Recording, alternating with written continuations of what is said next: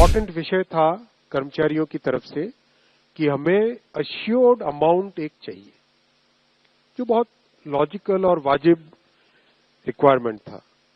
50% assured pension, ये इस UPS का सबसे पहला पिलर है।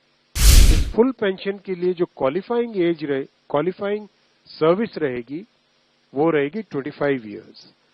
Assured pension, assured minimum pension 10,000 rupees per month, वो इसमें यूपीएस में थर्ड पिलर ये रखा गया। ऑप्शन रहेगा, कोई अगर एनपीएस में रहना चाहे तो एनपीएस में रह सकता है, यूपीएस में ऑप्ट करना चाहे which is naturally a very attractive scheme, तो उसमें ऑप्ट कर सकता है। आज प्रधानमंत्री श्री नरेंद्र मोदी जी की अध्यक्षता में यूनियन कैबिनेट ने यूनिफाइड पेंशन स्कीम को अप्रूव किया है, इसको अनुमोदित किया है और ये स्कीम अभी आने वाले समय में लागू होगी। इम्पोर्टेंट विषय था कर्मचारियों की तरफ से कि हमें अश्योर्ड अमाउंट एक चाहिए, जो बहुत लॉजिकल और वाजिब रिक्वायरमेंट था।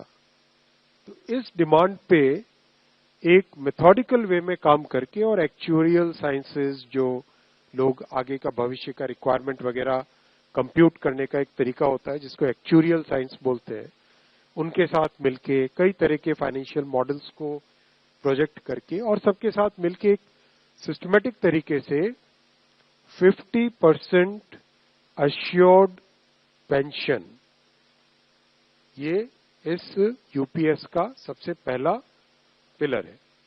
इसकी डिटेलिंग देखनी चाहिए हमें। जो ये अमाउंट मिलेगा वो रिटायरमेंट से पहले के 12 महीनों की एवरेज बेसिक पे का 50% होगा।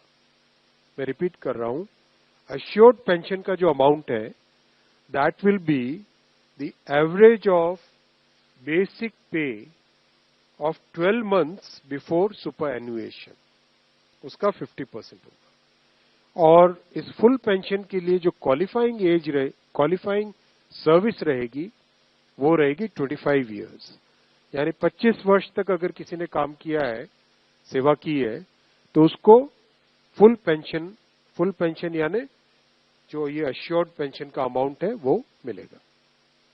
25 साल से अगर कम है लेकिन 10 साल से ज्यादा है तो उसमें प्रोपोर्शनेट पेंशन रहेगी, प्रो रेटा वो पेंशन का अमाउंट बनेगा।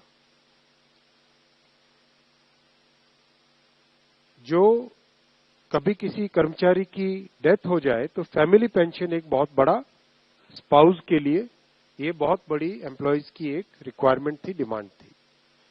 तो सेकंड पिलर इस यूपीएस का है अश्योर्ड फैमिली पेंशन।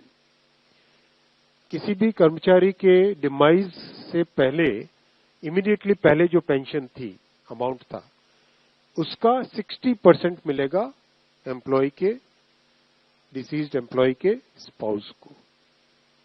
ये सेकंड पिलर है। थर्ड पिलर है अश्योर्ड मिनिमम पेंशन। कई बार देखा कि सर्विस कम होती है और कंट्रीब्यूशन जितना हुआ है उससे एक सफिशिएंट अमाउंट नहीं मिल पाता था, और ये अपने आप में एक बड़ा विषय था केंद्र सरकार के कर्मचारियों का और एनपीएस में जुड़े सभी कर्मचारियों का।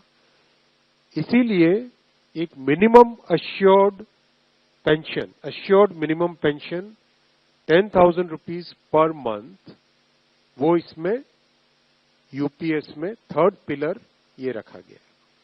इसके साथ आगे वाले पॉइंट को जोड़ के करेंगे तो अगर डीएनएस रिलीफ यानी महंगाई से रिलेटेड रिलीफ जो मिलेगी तो वो आज की तारीख में होते होते करीब करीब 15,000 रुपए पर मंथ हो जाती है, which is a substantial relief part of this entire pension system. Fourth pillar है इन्फ्लेशन के साथ इंडेक्सेशन। जैसे केंद्र सरकार के एम्प्लॉयज के लिए सैलरी में डीएनएस अलाउंस होता है, उसी पैटर्न पे जो इंडेक्स है, सेम इंडेक्स को यूज करके all India consumer price index for industrial workers, इसको यूज करके assured pension, assured family pension और अश्योर्ड मिनिमम पेंशन, इन तीनों के तीनों जो आपने पिछले पेज पे तीनों पिलर्स देखे, assured pension, assured family pension और अश्योर्ड मिनिमम पेंशन, इन तीनों के ऊपर इन्फ्लेशन इंडेक्सेशन डीएनएस रिलीफ के बेसिस पे मिलेगा। डीआर, डीए की जगह डीआर, डीएनएस रिलीफ। पांचवा पिलर है इस स्कीम का lump sum payment at superannuation in addition to gratuity. ये एक तरीके से बहुत ही इंपॉर्टेंट और बहुत ही बड़ी एक रिलीफ मिलेगी। जब सुपर एन्युएशन होता है तो उसके बाद में इंसान अपनी लाइफ को प्लानिंग जिस तरह से करना चाहिए, तब कई बड़े खर्चे आते हैं, इसलिए ये लंप सम एक अमाउंट तय किया गया। यह है कि हर 6 महीने की सर्विस के लिए मंथली इमोल्यूमेंट्स विच मीन्स पे एंड डीए कंबाइंड, उसका 10% अमाउंट।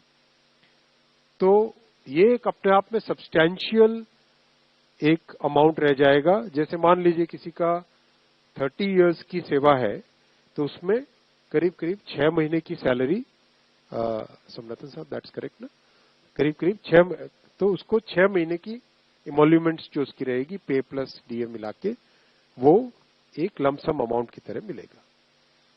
ये 5 पिलर्स को लेके आज यूनिफाइड पेंशन स्कीम अप्रूव हुई है। ये स्कीम केंद्र सरकार के करीब 23 लाख कर्मचारी, करीब 23 लाख एम्प्लॉइज हैं, उनको इसका बेनिफिट मिलेगा। ऑप्शन रहेगा, कोई अगर एनपीएस में रहना चाहे तो एनपीएस में रह सकता है, यूपीएस में ऑप्ट करना चाहे which is naturally a very attractive scheme, तो उसमें ऑप्ट कर सकता है। प्लस राज्य सरकारें अगर इसी फ्रेमवर्क को, इसी आर्किटेक्चर को यूज करना चाहे तो राज्य सरकारें भी इस आर्किटेक्चर को यूज कर सकती है।